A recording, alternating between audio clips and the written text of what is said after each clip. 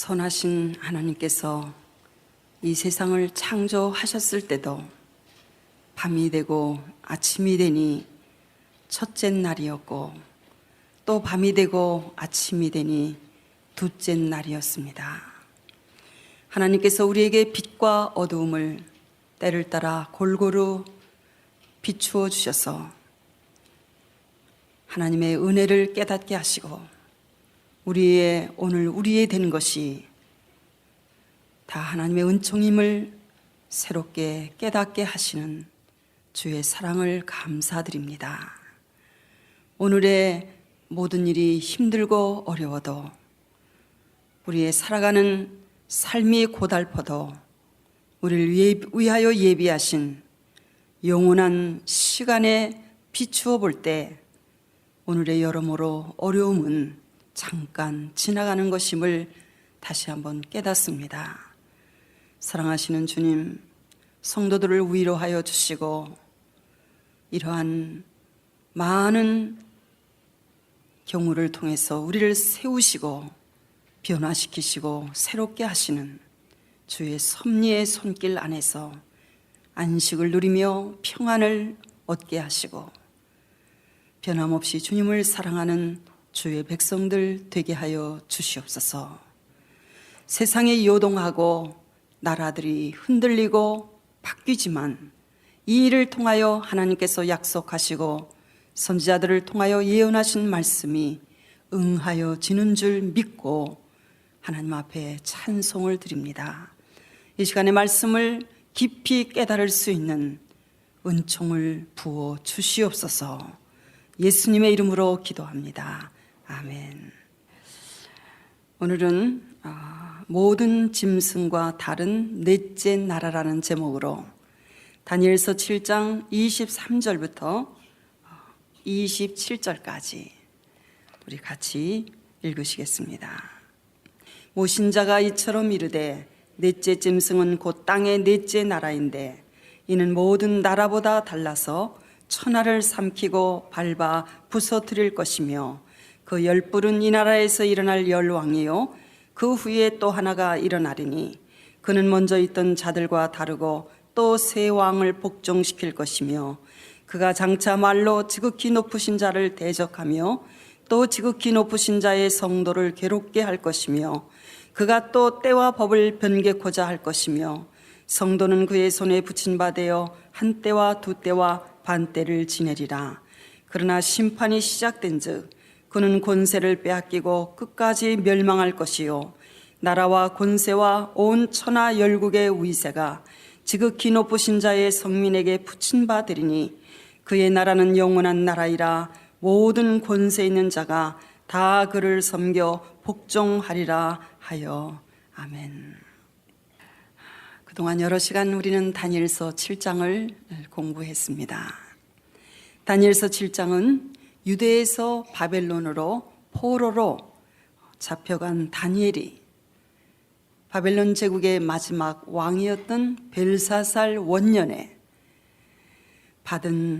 하나님께로부터 받은 이상입니다. 특별히 다니엘서 이 7장의 내용은 넷째 짐승, 곧 넷째 나라의 진상을 우리에게 자세히 해석해 주시려는 목적으로 강조점을 가지고 기록된 말씀인 것을 우리는 발견할 수 있습니다. 다니엘서 7장의 가치를 여러분에게 몇 가지로 소개를 드리고 싶습니다. 다니엘서 7장이 지니고 있는 가치가 무엇인가? 첫째, 다니엘서 7장 속에는 종말론적인 예언 사건을 명쾌하게 해석하고 풀 수 있는 그러한 비밀의 열쇠가 들어있는 장입니다. 이것이 첫 번째 다니엘서 7장에 가지고 있는 가치인 것입니다. 종말론적인 하나님의 예언 사건을 명쾌하게 풀 수 있는 비밀의 열쇠가 이 다니엘서 7장 속에 들어 있습니다. 두 번째로 다니엘서 7장의 가치는 천국의 이정표가 여기 그려져 있습니다. 어떤 경로를 통해서 하나님의 나라가 이루어지게 될 것이며 성도들이 그 나라를 영원한 기업으로 유업으로 얻게 될 것인가. 그 천국까지 이르게 되는 이정표가 이 다니엘서 7장에 그려져 있습니다. 세 번째, 다니엘서 7장의 또 하나의 가치는 성경의 주제인 하나님의 나라가 언제, 어느 때에 이루어질 것인가. 그 날과 그 연월시는 감추어져 있지만 대충 어느 시기에 어떤 일이 일어난 후에 성경의 대주제인 하나님의 나라가 임할 것인가. 이것을 어느 시대에 하나님의 나라가 이루어질 것인가. 이것을 우리에게 밝혀주시고 있습니다. 네 번째, 다니엘서 7장의 가치는 세계 역사의 조감도라고 말할 수 있습니다. 전 인류의 역사를 한눈으로 볼 수 있는, 세계 역사를 종말까지 쫙 펴서 우리로 하여금 한눈으로 볼 수 있도록 보여주시는 세계 역사의 조감도라고 말할 수 있습니다. 또 다섯 번째, 다니엘서 7장이 가지고 있는 가치는 작은 뿔, 곧 적그리스도에 대한 설명이 자세히 기록되어 있습니다. 그래서 성경학자들은 이 다니엘서 7장을 가리켜 적그리스도의 장이다, 이렇게 일컫고 있는 것입니다. 마지막 다니엘서 여섯 번째 7장의 가치는 세상 나라는 망하지만 성도의 나라, 하나님의 나라, 예수 그리스도의 나라는 반드시 이루어진다는 보증서와 같은 그런 성도의 최후의 승리를 확약하고 있는 장이라고 말할 수 있습니다. 이 세상 나라는 다 멸망할 것이지만 성도의 나라, 예수 그리스도의 나라, 하나님의 나라는 반드시 이루어지게 된다는 보증서와 같은 성도의 최후의 승리를 확약하고 있는 그러한 장이 다니엘서 7장이 지니고 있는 가치라고 말할 수 있습니다. 다니엘서 7장을 크게 나누면 두 부분으로 나눌 수 있습니다. 전반부와 후반부로 나눌 수 있습니다. 다니엘서 7장 1절로부터 14절까지가 전반부이고 다니엘서 7장 15절로 28절까지가 후반부에 해당하는 그러한 말씀인 것입니다. 전반부의 내용은 바벨론의 마지막 왕이었던 벨사살 원년에 다니엘이 침상에서 꾼 꿈, 곧 그 이상을 기록한 것이고, 그래서 다니엘서 7장 4절에 보면 하늘의 네바람이 큰 바다로 몰려 불더니 바다에서 네 짐승이 차례로 올라왔는데, 7장 4절에 보면 첫째 짐승은 바벨론 제국을 가리키는데 사자와 같은 모양이 있고 독수리의 두 날개를 가졌고, 다니엘서 7장 5절에는 둘째 짐승은 곰과 같은 짐승의 모습을 가졌고, 이것이 메데파사 제국이지요. 다니엘서 7장 6절에는 셋째 짐승이 올라왔는데 그것은 표범과 같은 형상을 지닌 짐승이었고, 마지막 다니엘서 7장 7절에는 넷째 짐승이 올라왔는데 이것은 로마 제국이지요. 셋째 짐승은 헬라 제국이고 넷째 짐승은 로마 제국인데, 이것은 무섭고도 놀라운 짐승으로 이전의 모든 짐승과 다르고 또 10뿔이 있고, 또 그 10뿔 중에서 작은 뿔이 후에 거기서 나오게 되는 모습을 기록해 주시고 있는 것이 전반부, 다니엘이 이상 중에 본 꿈의 내용을 기록한 것입니다. 후반부는 다니엘서 7장 15절로부터 28절까지의 내용인데, 이 모든 일에 대한 진상을 하나님 보좌에 모셔선 자가, 아마도 천사가 다니엘의 질문에 대해서 해석해 주시고 설명해 주시는 부분이 후반부의 내용인 것입니다. 우리 다니엘서 7장 17절과 23절 두 절을 같이 한번 읽어보시겠습니다. 해석이 여기에 기록되어 있는데요. 그 네 큰 짐승은 네 왕이라 세상에 일어날 것이로되, 18절까지요. 지극히 높으신 자의 성도들이 나라를 얻으리니 그 누림이 영원하고 영원하고 영원하리라. 그 다음 23절 같이 보시겠습니다. 모신 자가 이처럼 이르되, 넷째 짐승은 곧 땅의 넷째 나라인데 이는 모든 나라보다 달라서 천하를 삼키고 밟아 부서뜨릴 것이며, 24절 25절 그 열불은 이 나라에서 일어날 열왕이요 그 후에 또 하나가 일어나리니 그는 먼저 있던 자들과 다르고 또 새 왕을 복종시킬 것이며, 그가 장차 말로 지극히 높으신 자를 대적하며 또 지극히 높으신 자의 성도를 괴롭게 할 것이며, 그가 또 때와 법을 변개코자 할 것이며, 성도는 그의 손에 붙인 바 되어 한 때와 두 때와 반 때를 지내리라. 예수님께서는 십자가에 고난 받으시기 전에 마지막 시간을 예루살렘에서 지내셨습니다. 겟세마네 동산에 기도하러 가시던 그 전날, 예수님께서는 감람산에서 제자들에게 마태복음 24장을 통해서 인류 역사의 마지막 때에 되어질 일에 대한 예언의 말씀을 주셨는데, 이것을 성경학자들은 감람산의 대화라고 일컫고 있는 것입니다. 그 말씀을 하시면서 예수님께서는 제자들에게, 또 저와 여러분에게 이런 말씀을 주셨습니다. 인류 역사의 마지막 때가 언제 올 것인가, 그때의 징조가 무엇인가를 예언하시면서, 다니엘서를 읽는 자는 깨닫게 될 것이다, 이런 말씀을 제자들에게 주신 것입니다. 다니엘서를 읽고 연구하고 깊이 공부하고 묵상하는 사람은 인류 역사의 마지막 때가 언제 될 것인가, 그 징조가 무엇인가에 대해서 깨닫게 될 것이라고 주님 자신이, 신이 다니엘 선지자를 통하여 그에게 꿈으로 주신 예언의 말씀이 인류 역사의 마지막 때에 되어질 일임을 예수님의 입으로 친히 증거해 주신 것입니다.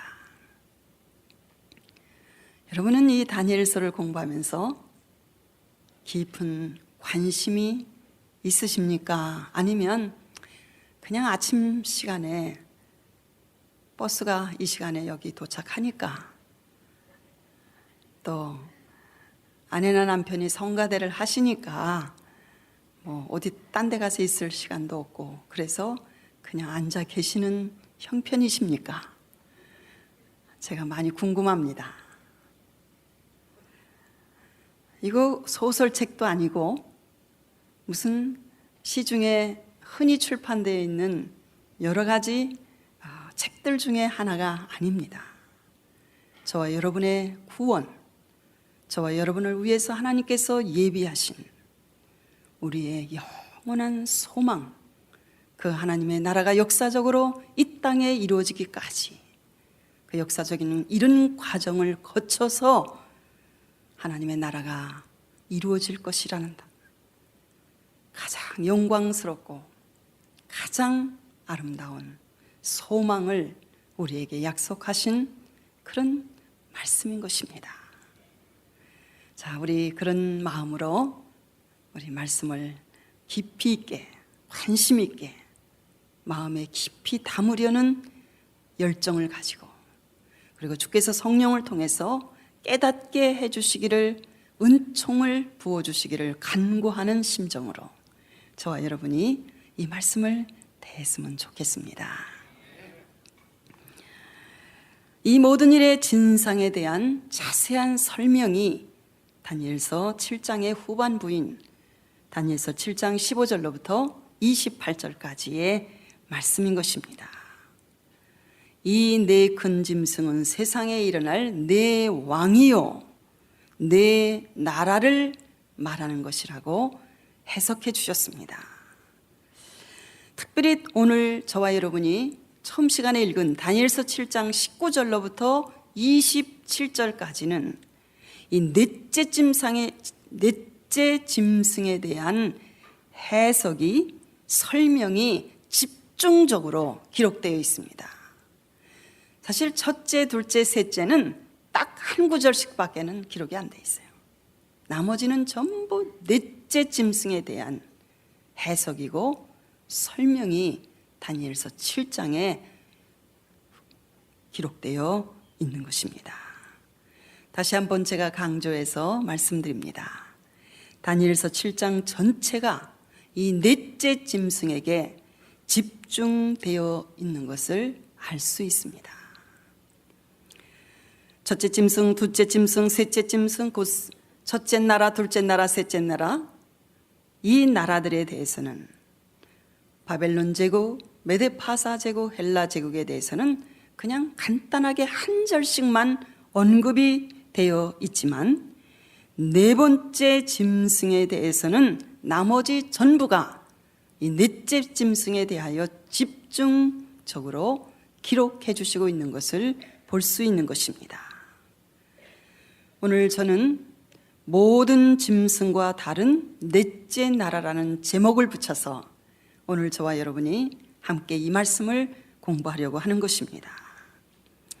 넷째 짐승은 곧 넷째 나라인데 전에 모든 나라보다 다르다고 성경이 자꾸 강조해 주시고 있습니다.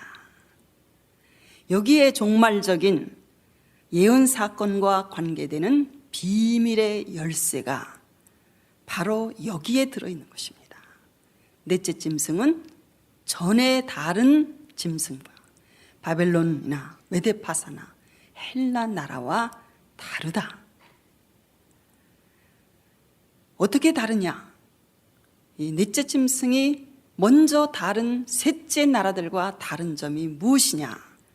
그것은 다른 짐승들은 전부 한 국면으로 끝나지만 이 넷째 짐승에게서는 그 넷째 나라로 단순히 끝나는 것이 아니라 그 넷째 나라에서 또 10뿔이 나오고 그 10뿔 중에서 또 다른 작은 뿔이 또 나타나게 되어서 그 작은 뿔이 세 뿔, 세 나라, 세 왕을 복종시키고 멸할 것이고 바로 그 작은 뿔이 그가 장차 말로 지극히 높으신 자를 대적하며 또 지극히 높으신 자의 성도들을 대적하고 괴롭게 할 것이라고. 성경은 그래서 넷째 짐승은 다른 셋 짐승들과 다르다고 말씀해 주시고 있는 것입니다. 이제 다음 시간에 우리는 이 넷째 짐승에서 일어날 10뿔 그리고 10뿔 중에서 일어날 작은 뿔을 요한계시록과 연관을 시켜서 우리가 함께 공부하는 시간을 갖겠습니다.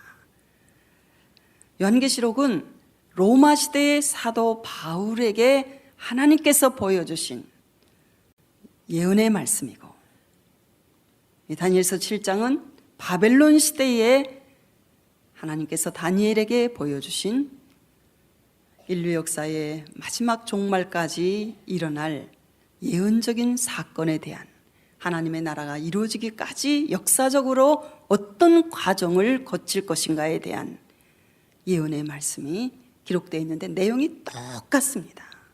정확하게 요한계시록과 다니엘서가 일치하고 있는 것을 발견할 수 있습니다. 그래야 되지요. 동일한 하나님의 한 성령께서 동일하신 부활하신 예수 그리스도께서 그의 영으로 성령으로 감동하사 계시하신 말씀이기 때문에 다르면 안 되지요. 넷째 나라는 제1국면과 제2국면으로 구분되어 있습니다.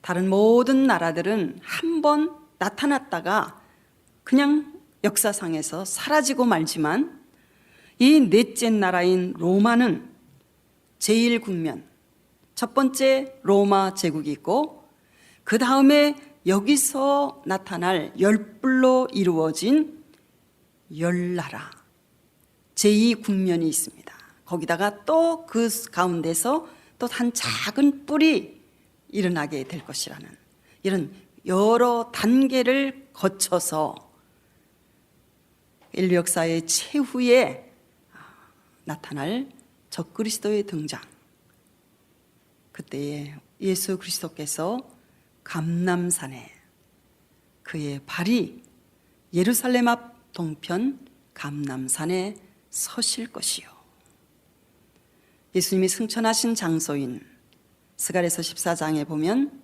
예수님이 재림하실 장소까지 성경은 정확하게 미리 예언해 두시고 계시는 것입니다.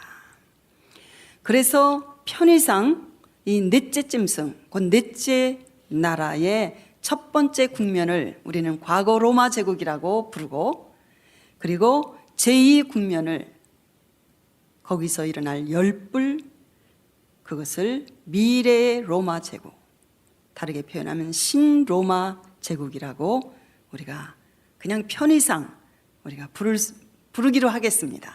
그래야 설명하기가 쉬우니까요. 제1국면은 구로마 제국, 과거의 역사상에 있었던 로마 제국. 로마 제국은 다 망한 것 같았는데 사실은 망하지 않았죠. 유럽 대륙에서는 로마 교황청을 중심으로 해서 여러 나라들의 그 황제의 왕의 머리에 면류관을 씌워주기도 하고 벗기기도 하면서 신성 로마 제국이라든가 이런 여러 나라로 구분되어서 교황청을 중심으로 해서 로마 제국은 북유럽, 동유럽 그대로 지금까지 존속해 나오다가 이제 제2국면인 열불로 이루어진 열나라, 이것이 지금 이루어져 가고 있는 시대 속에 저와 여러분이 지금 이 땅에 발을 붙이고 살아가고 있는 것입니다. 20세기 말에 들어와서 인류 역사상 가장 극적인 사건이 여러 개가 일어났습니다. 1989년 11월 9일에 아무도 예측하지 못했던 베를린 동베를린과 서베를린을 분리하고 있는 장벽이 무너졌습니다. 그래서 동독과 서독이 통일이 되었습니다. 이것은 아무도 예상치 못했던, 예측할 수 없었던 극적인 사건이 20세기 말에 일어났던 것입니다. 또 구소련의 수상이었던 고르바초프가 대대적인 개혁 정책, 개방 정책을 추진한 결과 소련 연방이 해체되었습니다. 이 사건이 일어나기 전에는 구소련이 해체되리라고는, 구소련이라는 나라가 완전히 명칭이 바뀌게 되리라고는 아무도 예상한 사람은 없었습니다. 그 결과 동유럽 소련 위성국들이 차례로 독립함으로 세계 지도의 국경선이 대대적으로 바뀌어지는 일이 일어난 것입니다. 그러나 무엇보다도 가장 놀라운 일은 하나의 유럽 연합을 꿈꾸며, 하나의 유럽 연방을 꿈꾸며 등장한 유럽 공동체라고 불리웠던 이시가 인류 역사상에 등장했고, 이시 통합이 지금 저와 여러분의 눈앞에 가속화되어 새로운 초강대국으로 뭉쳐서 신세계 질서의 주역으로 지금 역사상에 등장한 모습을 우리는 20세기 말과 21세기 초에 걸쳐서 지금 보고 있는 것입니다. 지금 유럽연합은 EU라고 불리우는, 유럽 유니온이라고 불리우는 이 유럽연합은 회원국이 27개국입니다. 그리고 유럽연합의 인구는 미국보다 훨씬 많은 4억 8,800만 명입니다. 이렇게 많은 인구를 거느리고 있는데 이것은 제일 많은 인구를 가진 중국과 그 다음 인도, 그 다음으로 인구가 많은 나라가 바로 유럽연합입니다. 단일 경제권으로서는 미국도 따라갈 수 없는 세계 최대의 규모인 세계 총 생산량의 21%를 차지하는 최대 경제 블록으로 지금 유럽연합은 떠올랐습니다. 지난 세기인 20세기에 세계 제1차 대전과 세계 제2차 대전이 두 번 다 유럽에서, 이 노대륙인 유럽에서 일어났습니다. 이 두 번의 세계 대전의 전쟁터로 유럽은 비참한 전쟁의 참상을 겪고, 이 전쟁 2차 대전 후에 독일은 다시는 전쟁을 일으키지 못하도록 베를린이 두 조각으로 분리되었죠. 그리고 다른 여러 유럽 나라들도 여러 조각으로 조각이 나버렸습니다.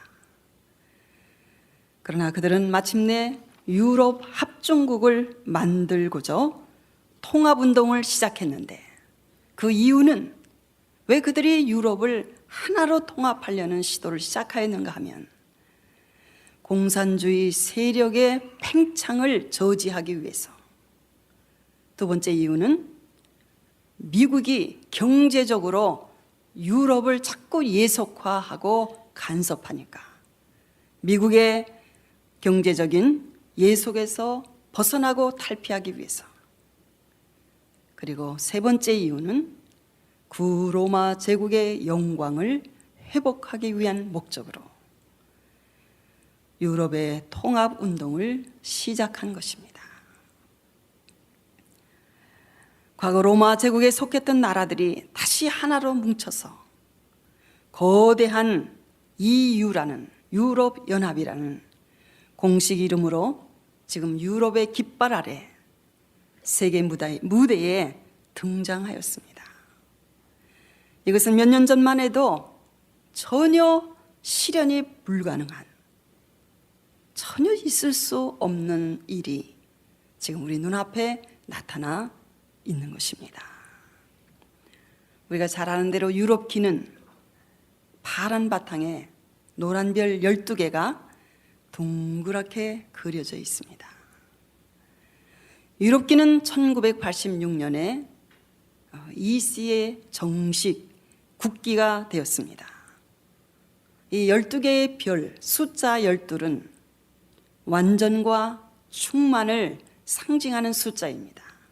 그래서 이스라엘의 지파도 12지파고 예수님의 제자들도 12제자였고, 새하늘과 새 땅의 문들도 12문이고, 바로 이 12은 완전과 충만을 상징하는 것으로 이 지금 유럽연합의 회원 수와는 전혀 관계가 없는 것입니다. 지금 유럽연합이 유럽기의 깃발 아래 함께 모여 한 유로라는 똑같은 돈을 쓰고 있는 것은, 여러 학자들은 이렇게 말합니다. 이것은 조용한 천지개벽입니다. 절대로 구로마 제국이 망한 후 1500년 동안 여러 번 시도가 있었지만 한 번도 성공하지 못했던 일이 지금 조용히 전개되어 지금 완전히 우리 눈앞에 그 모습을 드러내고 있는 것이기 때문에 이것을 가리켜 조용한 천지개벽이라고 학자들은 일컫고 있는 것입니다. 사실 넷째 짐승, 넷째 나라인 로마는 동로마와 서로마로 분리된 후 그때부터 힘을 잃고 세력을 잃게 되었습니다. 동로마와 서로마가 분리된 지 약 112년 후에 AD 476년에 야만족들의 침략을 받아 서로마는 힘없이 무너졌고 망했습니다. 동로마는 AD 1453년 이슬람의 세력 확장에 밀려서 콘스탄티노플이 함락되고 동로마도 멸망하고 말았습니다. AD 46년 서로마 제국이 멸망한 때로부터 많은 사람들이 오랜 세월 동안 하나의 유럽으로 뭉쳐서 과거 로마 제국의 영광을 회복하려고 하는 꿈을 꾸어왔습니다. 지난 시간에도 제가 말씀드린 것 같이 신성 로마 제국을 프랑스에 세웠던 이 사르마뉴 대제나 그리고 나폴레옹이나 비스마르크, 독일의 비스마르크, 이탈리아의 무솔리니, 다시 독일의 히틀러, 바로 그들은 과거 로마 제국의 영광을 회복하려는 유럽 통합의 꿈을 가지고 일하였던 사람들의 대표자인 것입니다. 세계 제2차 대전이 끝난 후 유럽은 정말 비참하게 폭격과 전쟁의 상흔으로 상처받고 얼룩져 있었습니다. 그때 영국 수상이었던 처칠이 유럽은 통합되어야 한다고 제창하기를 시작했습니다. 유럽이 살 길은 하나로 뭉쳐야 한다고. 그래서 왜냐하면 그때 제2차 세계대전이 끝나고 유럽은 여러 나라로 다 쪼각나 있었고 흩어져 있었어. 아무것도 할 수 없는 작은 소국들에 불과했기 때문에 영국 수상 처칠은 유럽은 한 나라로 뭉쳐야 한다고 제창하였던 것입니다.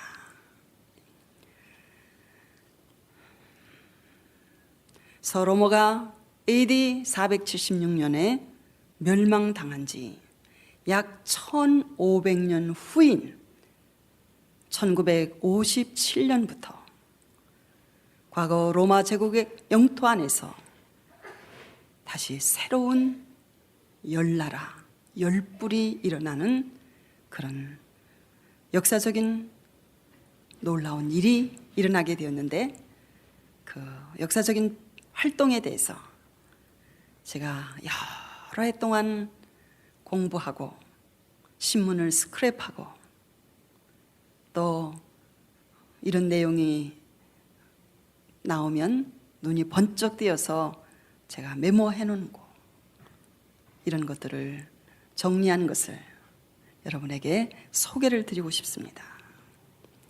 1957년 로마 조약이 체결이 되었습니다. 이 로마 조약은 처음에는 유럽 석탄 철강 공동체라는 이름으로 유럽의 6개국의 회원국이 가입했습니다. 프랑스, 독일, 이탈리아, 그리고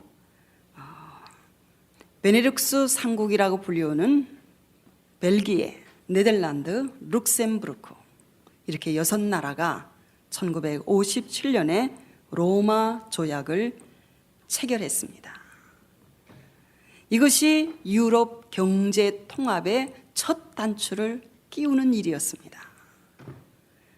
유럽 통합의 역사적인 시발점이 된 이 로마 조약은 그 후로부터 유럽 통합 운동의 근간이 되었습니다.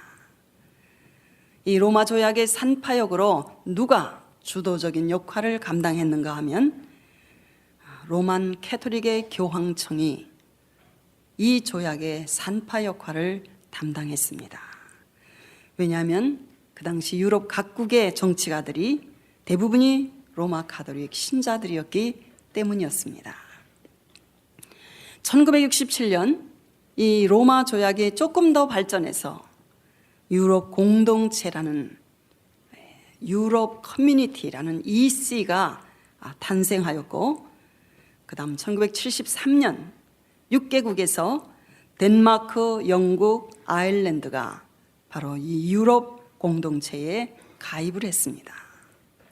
그 다음에 1981년 그리스가 가입을 했고, 그 다음에 1986년에는 스페인과 포르투갈이 가입을 했습니다. 다 구로마 제국의 영토에 속했던 나라들이었습니다. 그 다음 1995년 스웨덴과 핀란드와 오스트리아가 유럽연합에 또 가입을 했습니다. 그러다가 2004년 구소련이 해체된 후에 체코, 헝가리 등 소련의 과거 위성 국가 10개국이 유럽연합에 가입을 했습니다. 그러다가 2007년 동유럽인 불가리아, 루마니아가 또 가입함으로 현재 유럽연합은 27개국으로 확대되었습니다. 특별히 1992년 마스트리히트 조약이라는 것이 체결이 되어 있는데, 저는 처음에는 이 도시의 이름을 외우기가 어찌나 어려운지 잘 안 되더라고요. 하도 많이 생각하고 많이 입으로 연습을 했더니 이제는 조금 잘 됩니다. 마스트리히트라는 조약이 1992년 체결되었는데, 이것은 유럽 공동체 EC에서 공식적으로 유럽연합 EU로 바뀌어 설립할 것을 서명한 조약인 것입니다. 마스트리히트는 네덜란드의 가장 최남쪽에 위치한 도시입니다. BC 50년 이 지역을 점령한 로마 군대가 이 땅을 점령하는 것을 기념해서 이 마스트리히트의 도시 심장부를 가로지르고 흐르고 있는 마스강을, 로마 군대가 마스강을 건너다라는 뜻으로, 우리가 이 마스강을 건넜다, 점령했다 하는 뜻으로 이 도시 이름을 마스트리히트라고 붙여주었던 것입니다. 이 마스트리히트 조약이 서명됨으로 여기서 유럽연합에 가입한 나라들은 각 나라의 고유한 화폐를 폐지하고 유로화, 단일 통화를 쓰기로 여기서 마스트리히트 조약에서 결정이 된 것입니다. 그래서 지금 유럽의 여러 나라들은 유로피안 커런시라고 불리우는 ECU라고 불리우는 유로를 사용하고 있습니다. 제가 독일에서 한 3년 살았기 때문에 독일 사람들을 잘은 모르지만 조금은 이해합니다. 그들이 그 역사 깊은 그 전통을 사랑하는 독일 사람들이 마르크화를 포기했습니다. 이것은 도저히 있을 수 없는 일이었어요. 불란서는 프랑화를 포기했습니다. 독일은 역사 깊은 마르크화를 포기하는 대가로 이 마스트리히트 조약에서 독일의 최대의 금융 도시인 프랑크푸르트에 유럽 중앙은행이 거기에 런던 대신 프랑크푸르트에 유럽 중앙은행이 설립될 것을 약속받았고, 지금 프랑크푸르트에 유럽의 모든 경제 금융 회사들이 집중되어 있습니다. 그래서 마스트리히트 조약의 결과로 2001년 유로화가 이제 도입되어서 현재 EU 가입국 중 13개국이 지금 유로화를 공식 화폐로, 다른 화폐는 전혀 쓰지 않습니다. 유로만을 사용하고 있는 것이고, 이제 점점 다른 나라들도 준비가 되면 다 유로화를 사용하게 되는 것입니다. 특별히 2003년에는 유럽 헌법을 초안한 조약이 또 체결되었습니다. 베토벤의 교향곡 9번 운명이 연주되는 가운데 유럽연합의 정상들이 함께 모여 유럽연합 헌법 조약이 체결된 것을 축하하는 샴페인을 터뜨렸습니다. 이거 제가 다 신문에서 보고 오려놓은 그런 내용입니다. 이 유럽 헌법의 내용은 어떤 것이냐면 EU, 유럽연합의 연합을 대표하는 정치적인 대통령을 선출하는 헌법이 여기에 명시되어 있고, 유럽연합을 대표하는 외무부 장관직을 신설하여서 유럽연합을 경제통합에서 명실상부한 정치통합으로 발전시키려는 목적에서 체결된 조약입니다. 이 모든 것은 하나님께서 선지자들을 통해서 예언하신 말씀을 응하게 하시려는 그러한 중요한 사건들인 것입니다. 2년 전인 2007년 독일 베를린의 상징인 브란덴부르크라는 아주 유서 깊은 그런 큰 문이 있습니다. 그 앞 큰 길에서 1957년 로마 조약이 체결된 이후 50년에 걸친 유럽 통합의 발자취를 한눈에 볼 수 있는 전시장이 그 큰 대로에 열렸었습니다.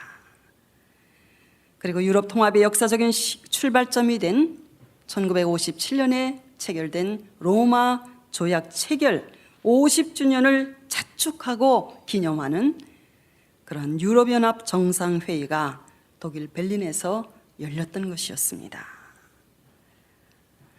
유럽 통합은 우리가 절대로 그냥 흘려보낼 수 없는, 지나칠 수 없는 성경적인 예언의 중요한 의미를 담고 있는 사건입니다. 지금 유럽의 27개국은 유럽연합이라는 깃발 아래 국경선을 없애고 정치 통합을 목표로 하여 전진하고 있는 것입니다. 유럽 통합의 목표는 단지 유럽 통합이 목표가 아닙니다. 그들은 한 걸음 더 나아가 전 세계를 통합하려는 의도와 목적을 가지고 있습니다. 그래서 세계 단일 정부를 목표로 그들이 하고 있다는 것이 오늘 아는 사람은 다 알고 있는 그러한 사실인 것입니다.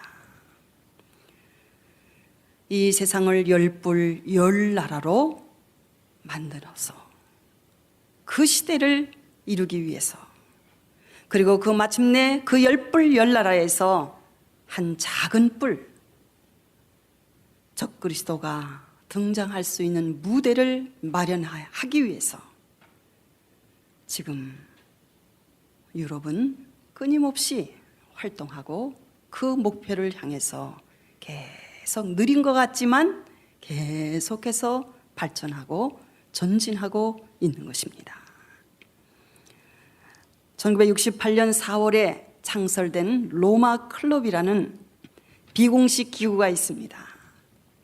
책을 많이 읽으신 분들은 이 로마 클럽이라는 기구에 대한 이야기를 아마 여러 번 읽으셨을 줄 압니다. 이 로마 클럽의 구성원들은 100명 이하의 소수의 멤버들로 구성되어 있는데, 세계적인 과학자, 교육자, 인본주의자, 그리고 경제학자, 사업가, 그리고 국가 및 국제기구의 공무원들로 구성이 되어 있습니다. 로마 클럽이 언제나 그들이 발표하고 내놓는 세계 평화의 해결책들은 동일합니다. 한 목소리예요. 항상 국가의 주권은 희생되어야 하고 세계 정부를 창설하여야만 세계가 평화롭게 살 수 있다는 것을 로마 클럽에서는 언제나 해결책으로 내놓고 있습니다. 로마 클럽은 세계 경제의 파탄을 방지하기 위해서는 전 세계를 10개의 행정구역으로 나누어야 한다고 주장하고 있습니다. 그들은 이 10개의 행정구역을 10개의 왕국으로 부르고 있습니다. 참 놀라운 성경의 예언의 성취 쪽으로 그들은 지금 한 걸음 한 걸음 다가가고 있는 것입니다. 사랑하는 여러분, 지금 지구촌 곳곳은 중병을 앓고 있습니다. 인종 문제, 종교 분쟁, 그리고 환경 문제, 기근, 지진, 세계 도처에 산재에 있는 이런 어려운 문제들을 해결하기 위해서는 전 세계가 하나의 경제, 하나의 종교, 하나의 정치로 묶어져야 하고 통합되어야만 한다는 것이 미래학자들의 한결같은 주장인 것입니다. 이것은 지나간 역사를 통해서 한치의 오차도 없이, 한 번의 실수도 없이 이루어진 성경 예언의 말씀대로 하나님께서 느부갓네살 왕에게 다니엘서 2장을 통해서 보여주신 역사의 파노라마대로, 그리고 다니엘서 7장에서 다른 꿈을 통해서 동일한 내용의 인류 역사의 장래사를 보여주신 하나님의 스케줄대로 지금 역사는 진행돼가고 있는 것입니다. 그런 의미에서 유럽 통합은 조용한 천지개벽임에 틀림이 없는 것입니다. 사랑하는 여러분, 우리는 날마다 일상에 너무 바쁘고 분주하고 오늘의 삶을 살기에도 벅차게 저와 여러분은 살아가고 있습니다. 그러기에 세상이 어떻게 돌아가고 있는지, 인류의 역사가 어떤 곳을 향해서 지금 전진하고 있는지 거기까지 생각하고 눈을 돌릴 여유가 사실 우리는 없습니다. 그러나 오늘 새끼 밥을 먹는 것만으로 살았다 하고 만족할 수 없는 것이 그리스도인들 아니겠습니까? 우리 하나님 아버지가, 하늘 아버지가 우리를 위해서 무엇을 계획하셨고 그것을 어떻게 지금 우리가 발을 딛고 있는 이 세상에서 성취하시고 이루어 나가시는지를 알고 지혜로운 사람이 되어 그때를 분별하고 준비하고 깨어 하나님의 하시는 일을 바라보며 우리도 함께 기도하고 그 역사의 파노라마의 끝에 하나님께서 예비하신 그 나라를 기쁨으로 상속받을 수 있는 영광스러운 주의 백성 되어야 되지 않겠습니까? 기도하겠습니다. 다음 시간에는 작은 뿔, 적그리스도에 대하여 우리는 자세히 공부할 수 있는 시간을 갖겠습니다. 역사의 주인이 되시는 하나님, 여러 선지자들을 통해서 우리에게 미리 말씀하시고 보여주시고 그대로 일하시는 것이 하나님의 일하시는 방법이라고 성경을 통하여 우리에게 말씀하셨습니다. 우리가 사는 이 땅 위에서 하나님께서 간섭하시고 하나님께서 섭리하셔서 그 말씀을 이루어 나가시는 역사의 현장에 우리가 있게 하신 것을 감사드립니다. 주님 하시는 일에 즐거워하고 기뻐하며 그 일에 동참하는 주의 백성 한 사람 한 사람 되게 하여 주시옵소서. 그래서 오늘의 어려움과 고통에 낙심하지 말게 하시고 내일의 희망을 바라보고 힘차게 우리의 가야 할 길을 걸어가는 저희들 되게 하여 주시옵소서. 예수님의 이름으로 기도합니다.